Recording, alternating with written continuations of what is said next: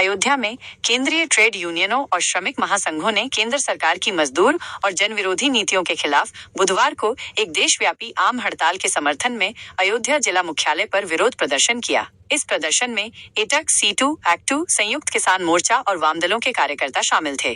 भारी बारिश के बावजूद कार्यकर्ता तिकोनिया पार्क में दोपहर 12 बजे तक जमा हुए और वहां से एक आक्रोशपूर्ण मार्च निकाला। यह मार्च कचहरी गेट तक गया, जहां सिटी मजिस्ट्रेट को एक ज्ञापन सौंपा गया।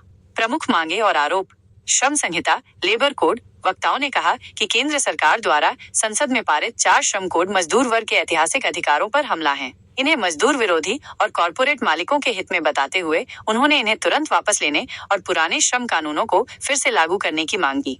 साथ ही काम के घंटों को 8 पर बहाल करने की भी मांग की गई। कृषि कानून: प्रदर्शनकारियों ने आरोप लगाया कि जिन 3 कृषि कानूनों को किसानों ने 2020-21 में आंदोलन के बल पर वापस लेने के लिए सरकार को मजबूर किया था, उन्हीं कानूनों को सरकार नई राष्ट्रीय कृषि विपणन नीति के रूप में पिछले दरवाजे से लागू कर रही है। उन्होंने इसे तुरंत रोकने और किसान आंदोलन से किए गए वादों को पूरा करने की मांग की, जिसमें कानूनी रूप से न्यूनतम समर्थन मूल्य (MSP) की गारंटी शामिल है। बिजली का निजीकरण: वक्ताओं ने उत्तर प्रदेश सरकार द्वारा बिजली के निजीकरण के फैसले को घोर जनविरोधी कदम बताया। उन्होंने कहा कि निजीकरण से बिजली और महंगी होगी, कर्मियों की सेवा और आरक्षण प्रभावित होगा। उन्होंने निजीकरण का फैसला तुरंत वापस लेने, गरीबों को 200 यूनिट मुफ्त बिजली देने और स्मार्ट मीटर योजना रद्द करने की मांग की। प्रदर्शन में शामिल प्रमुख नेता और संगठन: भाकपा जिला सचिव अशोक कुमार तिवारी, भाकपा माले जिला प्रभारी अतीक अहमद, एटक नेता शैलेंद्र प्रताप सिंह, माकपा जिला सचिव अशोक यादव, एक्टू नेता राम भरोस, संयुक्त किसान मोर्चा संयोजक मया राम वर्मा।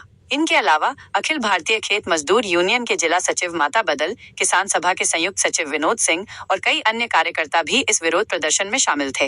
ये प्रदर्शन दर्शाता है कि विभिन्न श्रमिक और किसान संगठन केंद्र और राज्य सरकारों की नीतियों का लगातार विरोध कर रहे हैं, खासकर उन नीतियों का जिन्हें वे जनविरोधी और मजदूर विरोधी मानते हैं।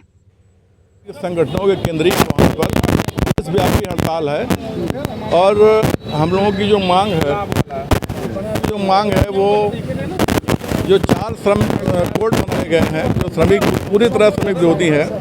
जो 8 घंटे काम बड़ी लड़ाई के बाद तय किया गया था, उसमें 12-12 घंटे काम मजदूरों से लिया जा रहा है।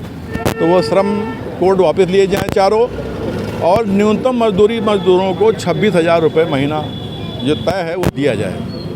साथ में किसानों की मांगे भी हैं, किसानों की MSP गारंटी दी जाए, और जो कृषि यंत्र है और कृषि संबंधी जो भी चीज़ें हैं उस पर GST हटाई जाए। दवाओं पर GST हटाई जाए, क्योंकि दवाओं पर देखिए, दवा तो ऐसी चीज़ है लोगों के जीवन के लिए बहुत आवश्यक है, तो उस पर भी GST लगी हुई है। तो हमारी मांग है GST पूरी तरह हटाई जाए। और जो स्कूलों को मर्जर किया जा रहा है, बड़ी लड़ाई के बाद अनिवार्य शिक्षा अधिनियम लागू कराया गया था और उसमें व्यवस्था थी कि 14 वर्ष तक के बच्चों को शिक्षा की गारंटी दी जाएगी, और उसमें तमाम कोई फीस नहीं ली जा रही थी, और देखें कि वो ड्रेस मिल रहा था, किताब फ्री मिल रही थी, ये सब तय था। और उसमें व्यवस्था की गई थी 1 किलोमीटर के अंदर एक विद्यालय प्राइमरी होना ज़रूरी है। तो लेकिन अब बच्चे कम होने के नाम पर भी स्कूलों को बंद किया जा रहा है। तो जो छोटे छोटे बच्चे हैं गाँव के, वो और शिक्षा से वंचित होते जाएंगे। उनको 2 किलोमीटर 3 किलोमीटर जाने में परेशानी होगी। जो 4 साल 5 साल के बच्चे हैं उनके लिए दिक्कत होगी। तो ये सब हमारी मांगें हैं, और इन मांगों के लिए आज ये हड़ताल की गई है। अगर मांगें नहीं पूरी होंगी तो आगे चल के लंबी लड़ाई श्रमिक संगठन लड़ेंगे। अशोक कुमार तिवारी, जिला सचिव भारतीय कम्युनिस्ट पार्टी।